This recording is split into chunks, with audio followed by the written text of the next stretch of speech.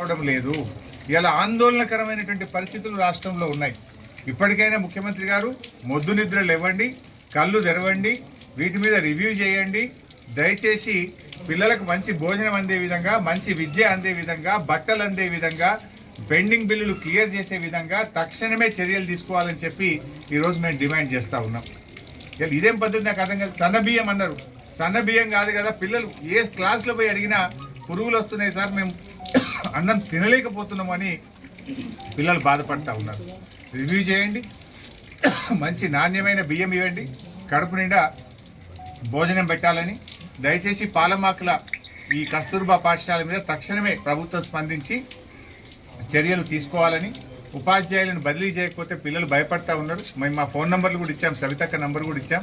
ఆడపిల్లలు పాపం వాళ్ళు 10th క్లాస్ స్టూడెంట్స్ కూడా విపరీతంగా కొడుతున్నారట, తల్లిదండ్రులకు చెప్పొద్దని కూడా బెదిరిస్తున్నారట. ఇది మంచి పద్ధతి కాదు, మార్చుకోవాలని. ప్రభుత్వం రివ్యూ చేయకపోవడం వల్ల, కలెక్టర్లు పట్టించుకోకపోవడం వల్ల ఈ రకమైన పరిస్థితి వచ్చింది. రాష్ట్ర వ్యాప్తంగా తక్షణమే రివ్యూ చేసి అన్ని హాస్టళ్లలో ఉండే సమస్యలు పరిష్కరించాలని, కడుపు నిండా పిల్లలకు భోజనం పెట్టాలని చెప్పి మేము కోరుతాము.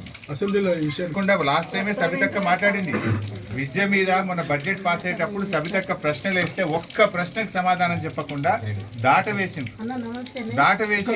కనీసం ప్రశ్నకు కూడా అసెంబ్లీలో సమాధానం చెప్పలేదు. అంటే మొద్దు నిద్రపోతుంది ఈ ప్రభుత్వం.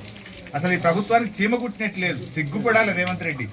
ఆడపిల్లలు 2 కిలోమీటర్లు నడిచి జాతీయ రహదారి మీద ధర్నా చేస్తే ఈ ప్రభుత్వం నుంచి ఇప్పటిదాకా స్పందన లేదు. సిగ్గుపడాలి మీరు.